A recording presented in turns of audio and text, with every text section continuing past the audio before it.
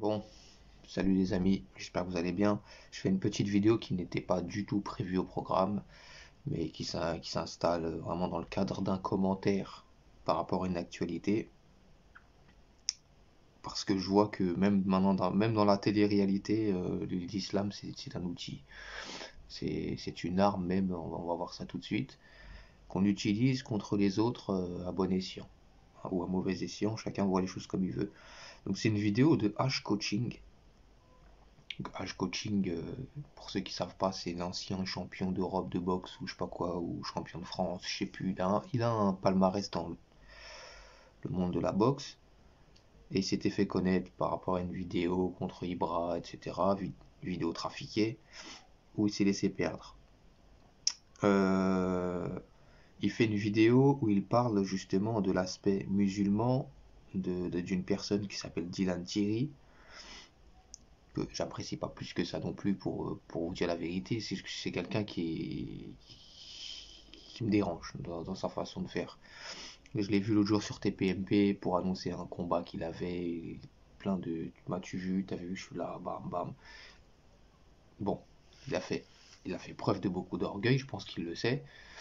Et la conséquence s'en est suivie, l'humilité a gagné sur l'orgueil puisqu'il a perdu son combat. Donc c'est une petite leçon aussi pour lui. Voilà, petite leçon de vie que tu as traversée indirectement. Tu vois, là, il y a la réalité, il y a les réseaux sociaux. C'est deux choses différentes. Bon, ça me dérange un peu. Il y a d'autres choses qui me dérangent, je vais pas m'étaler là-dessus. Donc je suis pas particulièrement fan de cette personne de base. Et c'est pas une vidéo pour prendre la défense de ce Dylan Thierry que je fais.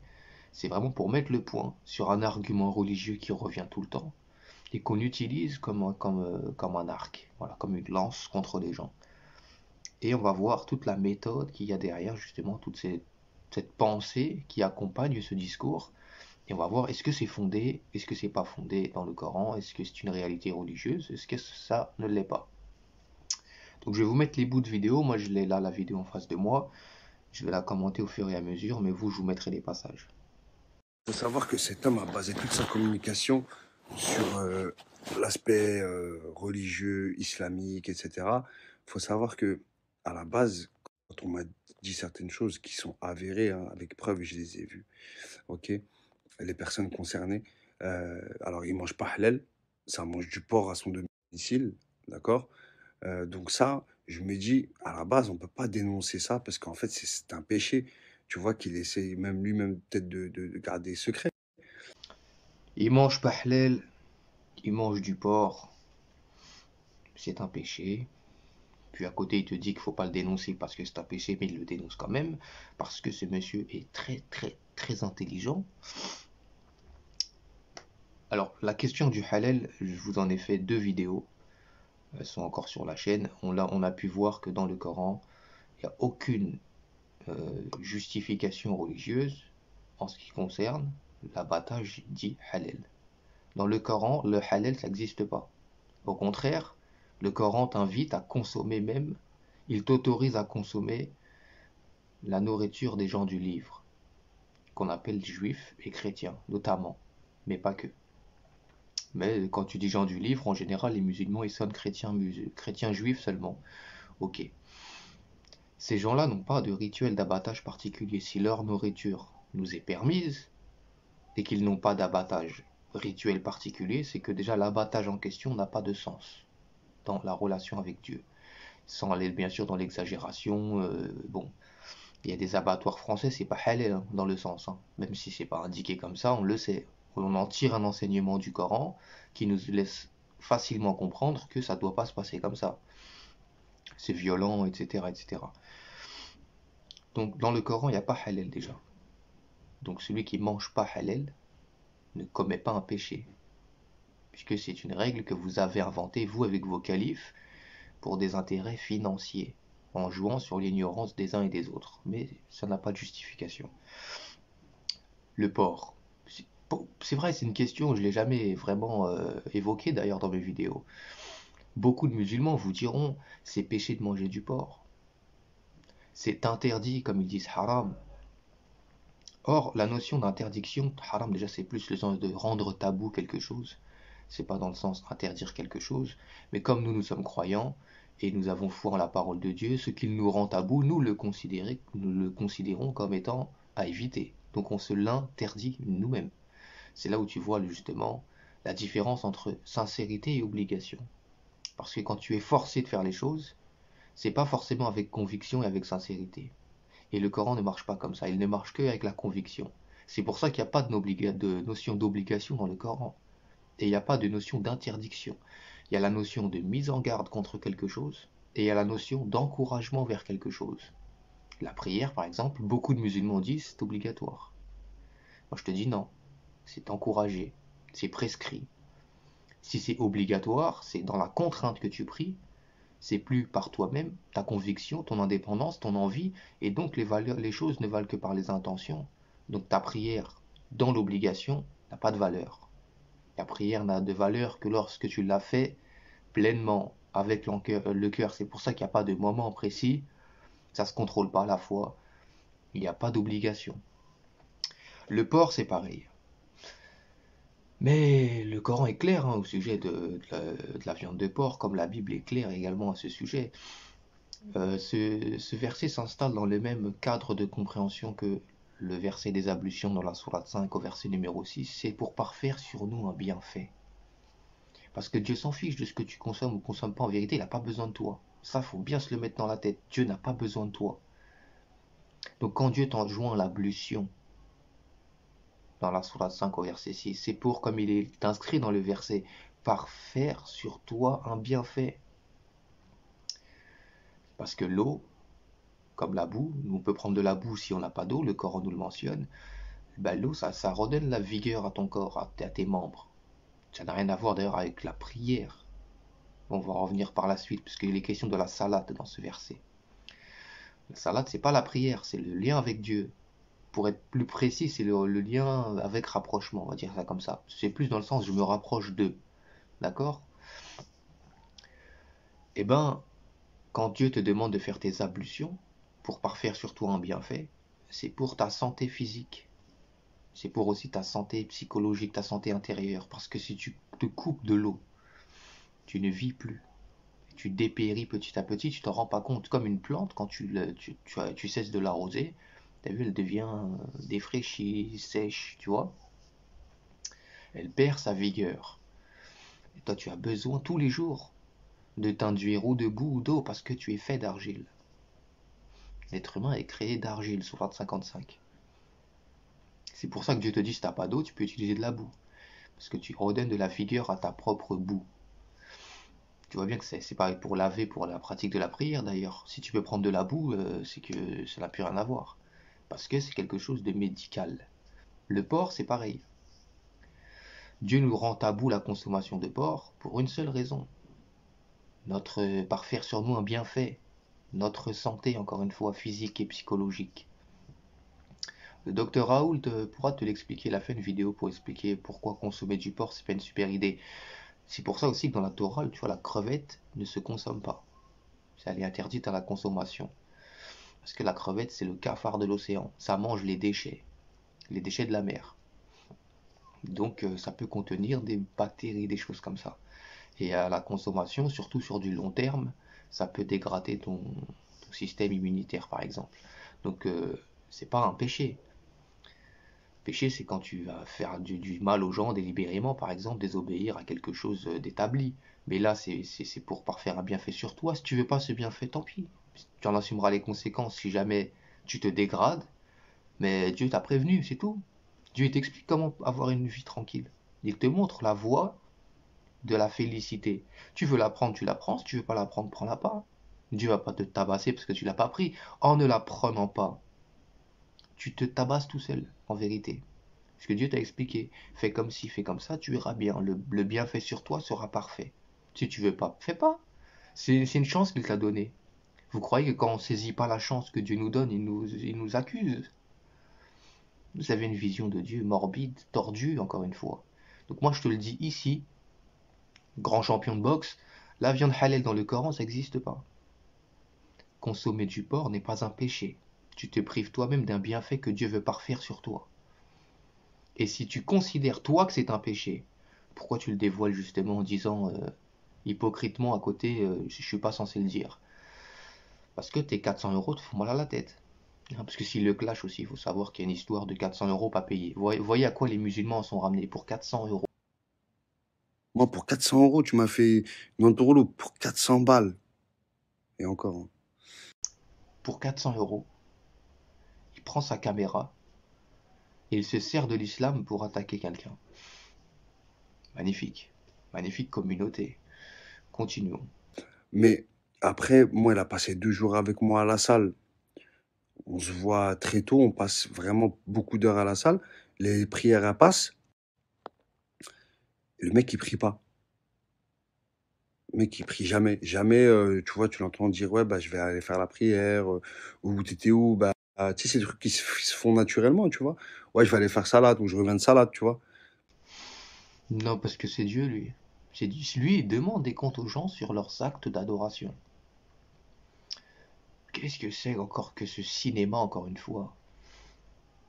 Toi, quand tu traînes avec un musulman, tu vérifies s'il prie bien Dieu pour l'apprécier, pour le respecter. Là où le Coran te demande, par exemple dans la sourate 9, que même l'associateur, tu le respectes.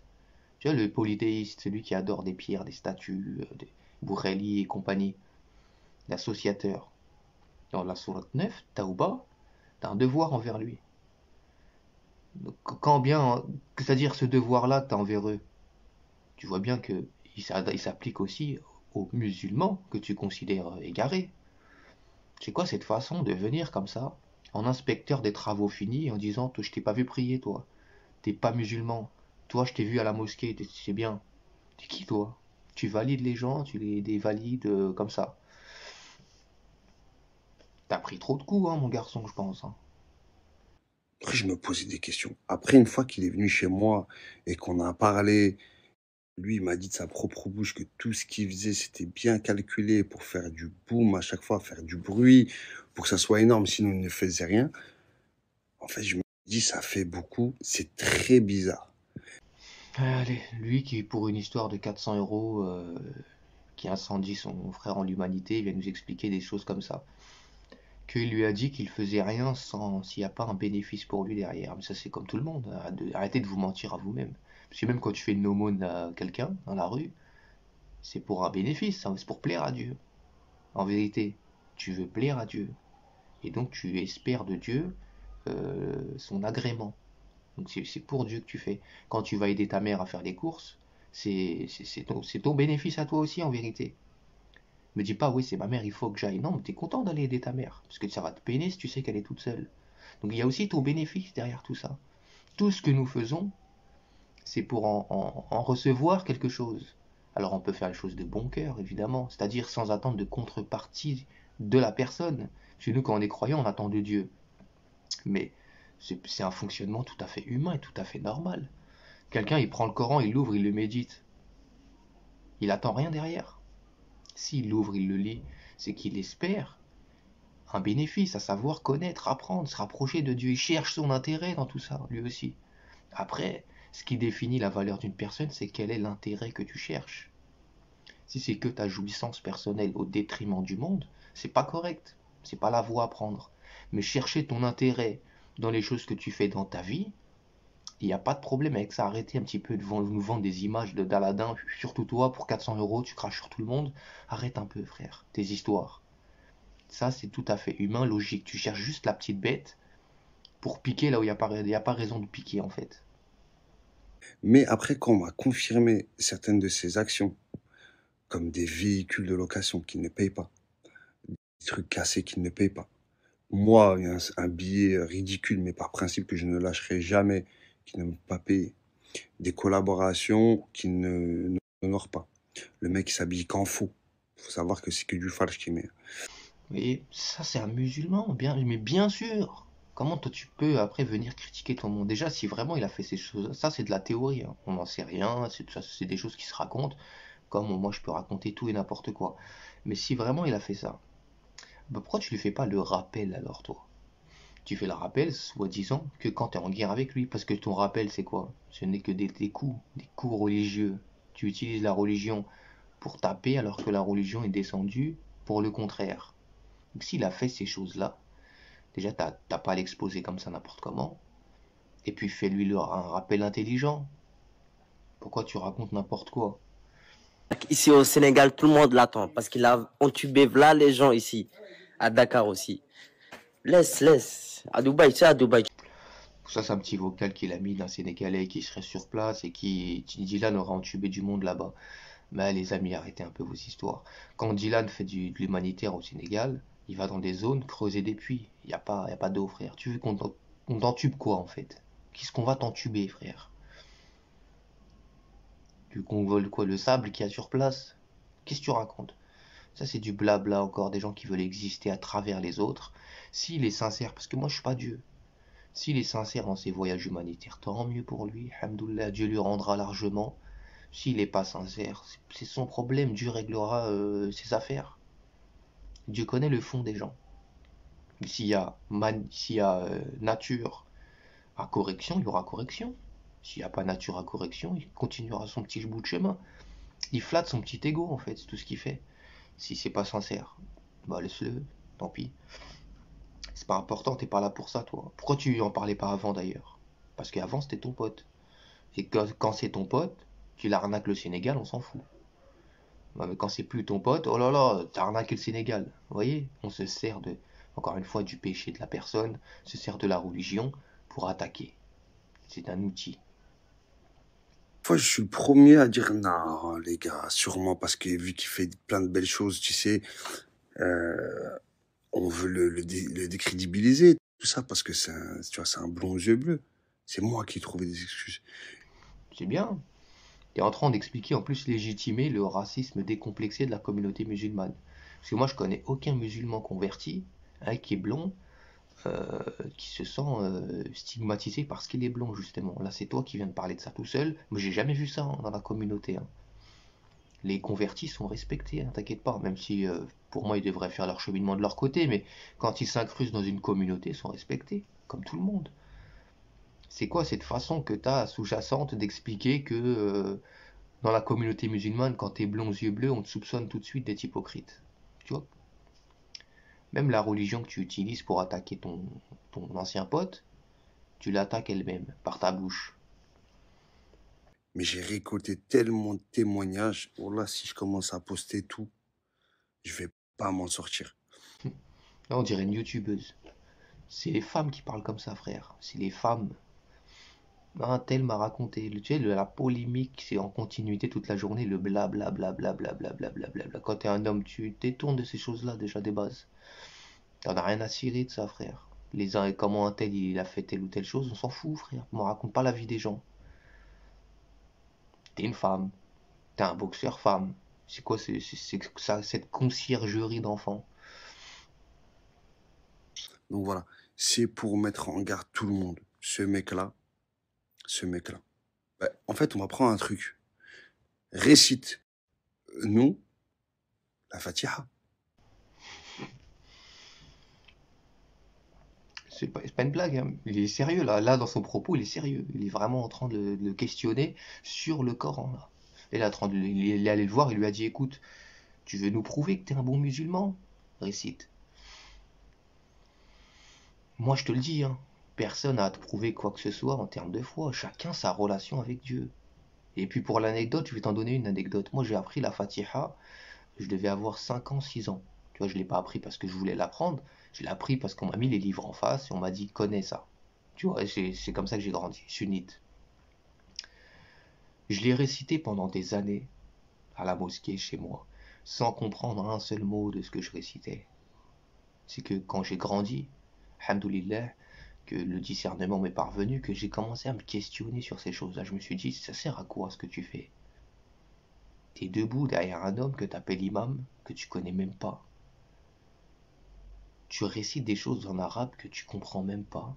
Quand on te dit baisse-toi, tu te baisses. Quand on te dit lève-toi, tu te lèves. Et à la fin, on vient te voir en te disant bravo, tu as prié Dieu. Non, non, j'ai pas prié Dieu. J'ai fait du sport derrière toi, frère. Toi que je connais même pas. Monsieur l'imam. Je t'ai écouté réciter des choses. J'ai récité moi-même des choses. Je sais pas ça veut dire quoi. J'ai prié quoi là? Il n'y a pas un mot de ma bouche qui est sorti en direction de Dieu que je comprenais. Et c'est ça le fond du problème, les amis. Il est là le problème. C'est que pourquoi t'attends déjà qu'il te récite la Fatiha? Est-ce que s'il connaît la Fatiha en arabe, ça fait de lui un musulman? Il connaît un poème, apprend un poème en latin, c'est pareil, frère. C'est la même chose. Apprends l'hymne national portugaise, c'est pareil.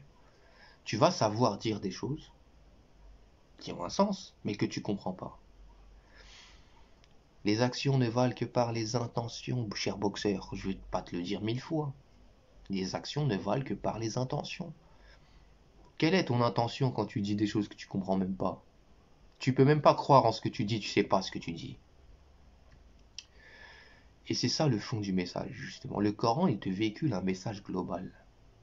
Aime ton prochain. Tu vois, quand tu connais ça, tu connais déjà plus de 40% du Coran. Parce que qu'importe les versets, le fond revient à la même chose. Tous les chemins mènent à Rome, comme on dit. T'as pas besoin de connaître la Fatiha en arabe, d'ailleurs, pour être musulman. Et toi, t'as pas à le questionner sur des choses comme ça. Qui es-tu? T'es pas le créateur des cieux et de la terre. C'est pas à toi qui dois rendre un jugement. Pourquoi tu viens, tu le questionnes? Pour essayer de prouver aux gens qu'il n'est pas musulman. Quand même, c'est incroyable. Musulman, c'est de la soumission vers Dieu. Donc quand tu es musulman, c'est quelque chose qui te concerne toi et qui concerne Dieu, point barre.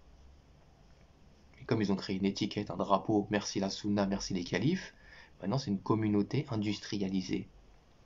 On peut te sortir des rangs si tu as fait telle erreur. C'est plus une relation. C'est plus une entraide les uns les autres. C'est plus un cheminement que tu vas emprunter pour faire du bien à ton âme, à ton corps. C'est une industrie.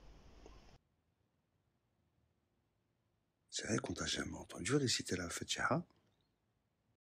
T'es chelou quand même, non?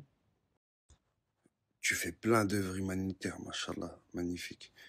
Récite-nous la Shahada. Tu fais plein d'œuvres humanitaires, mashallah, magnifique. Récite-nous la shahada. En gros, tu veux que tes bonnes actions aient de la valeur auprès de Dieu? Montre-nous que tu es un musulman. Vous voyez, en vérité, il ne se rend pas compte. Il n'est pas très intelligent, le garçon.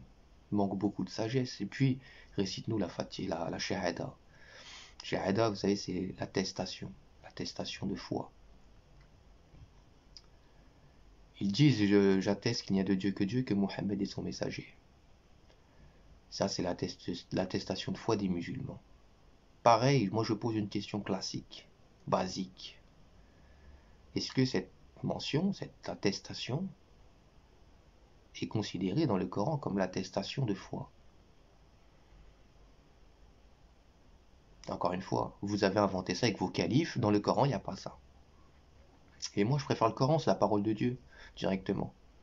Pas la parole d'un tel et d'un tel qui te dit qu'un tel a dit que le prophète aurait dit. Des conjectures, les probabilités, les oui-dire. Moi je regarde le Coran. Et dans le Coran il y a un verset. Akbar Shahada. Tu vois, ça veut dire le plus grand des témoignages. Donc,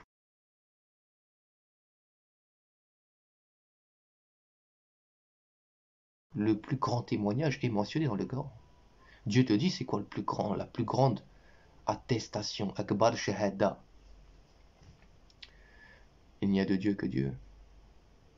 Ça, c'est l'attestation du vrai croyant. Mais vous en êtes insatisfait et vous la modifiez constamment. Est-ce que le fait qu'ils connaissent votre Shahada à vous, qui n'est pas coranique, qui est un surcroît de mécréance, est-ce que en la connaissant, ça fait de lui un musulman dans ton industrie? Encore une fois, tu le questionnes sur des choses qui ne te concernent même pas, et donc tu n'embrasses même pas le sens par ta connaissance, parce que je viens de te le prouver. Votre shahada est inventée, elle n'est pas coranique, celle du Coran est différente.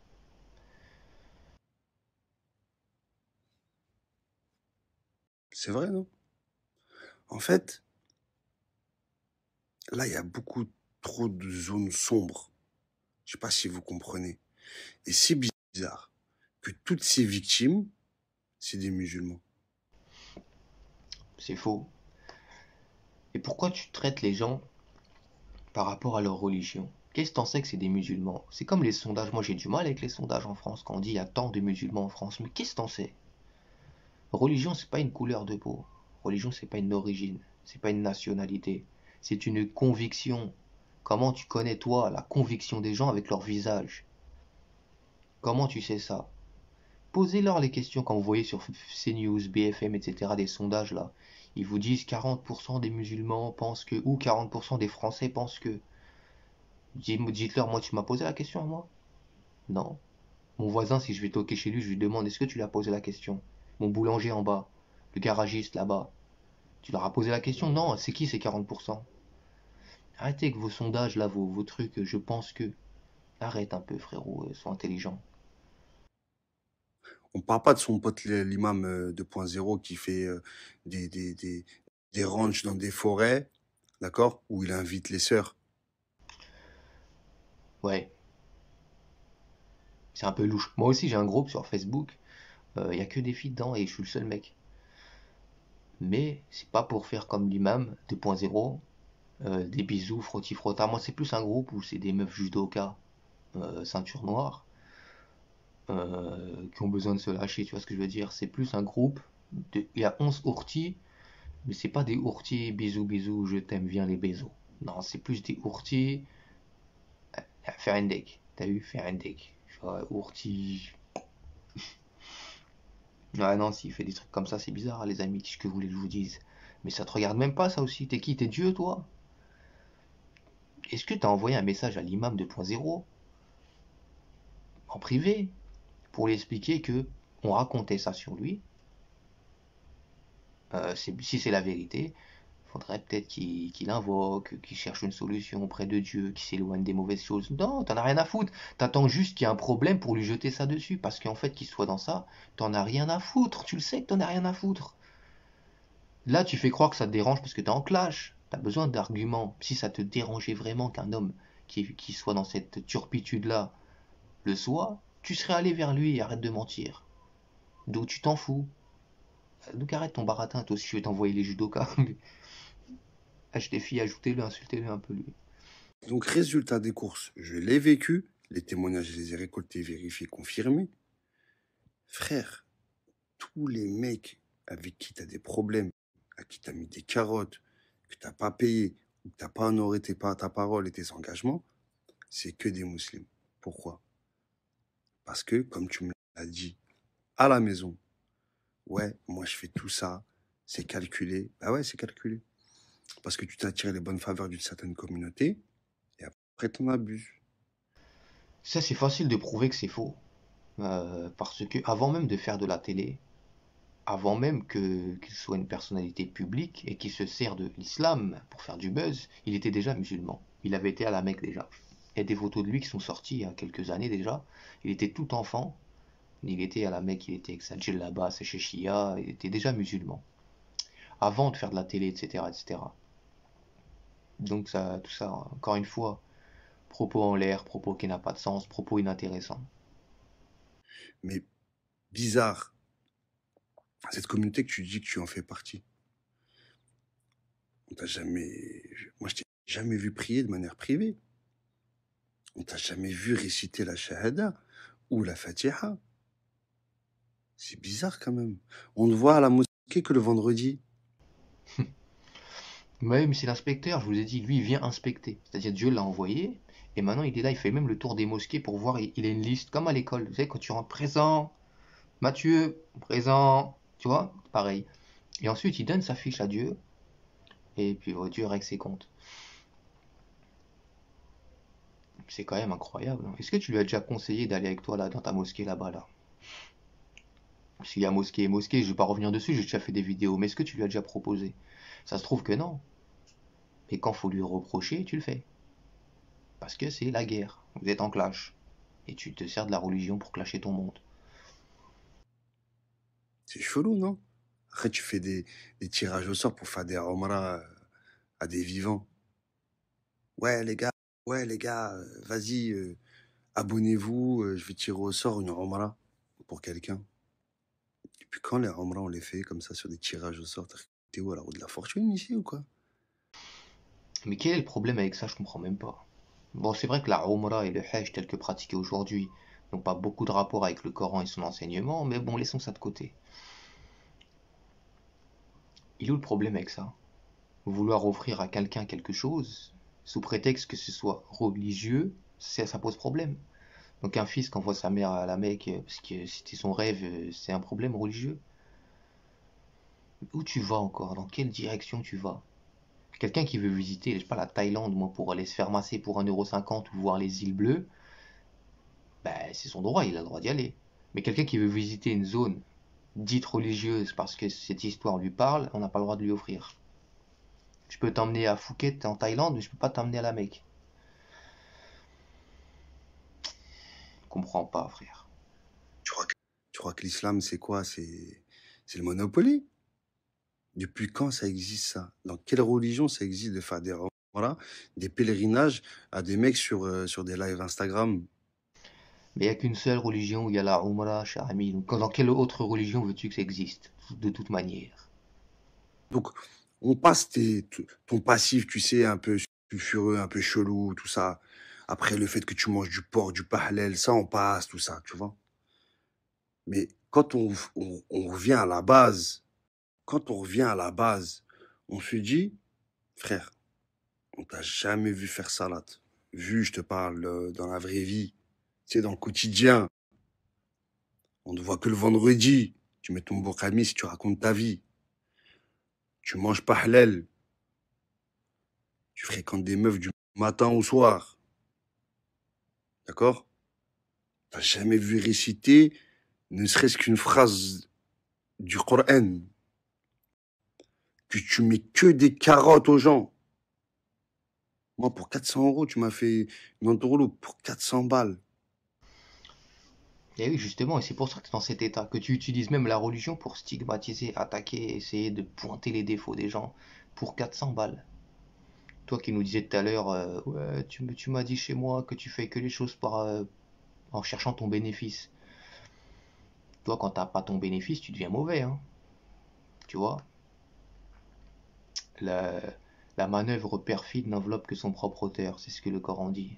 Tu vois, ça vient de se passer. Ça vient de se passer. Bon, bah, je vais m'arrêter là, les amis. C'était une petite vidéo courte, hein, réaction, regardez un petit peu ce qui se dit dans le monde des influenceurs, dans le monde des musulmans. La religion est un outil, la religion est une industrie, avec des codes bien précis. Si tu veux être en droit de d'aimer Dieu, tu dois faire comme nous faisons. Si tu fais pas comme ça, tu fais pas partie de ceux qui aiment Dieu aux yeux du monde. Et vas-y que je te trafique le Coran, et vas-y que je t'invente des versets, et vas-y que j'invente des péchés, des interdictions, des autorisations, des nouvelles lois. Je te fais un micmac et je te balance tout ça, et je le fais au nom de l'islam. Tu vois? Peut-être que lui, il se sert de la religion aussi pour faire parler de lui ou je sais quoi, je ne sais quelle raison financière. Mais là, tu te sers de la religion, toi, pour faire du mal à quelqu'un. Vous êtes pareil en vérité. La manœuvre perfide n'enveloppe que son propre auteur. Salut, porte-toi bien et fais attention à toi, quand même. Reviens vers des vraies valeurs, des vraies choses. Grandis dans ta foi un petit peu au lieu de grandir sur le ring. Frère, ça va rien t'apporter ça. Ça t'a pas apporté grand chose. Quelques neurones en moins, c'est tout, hein.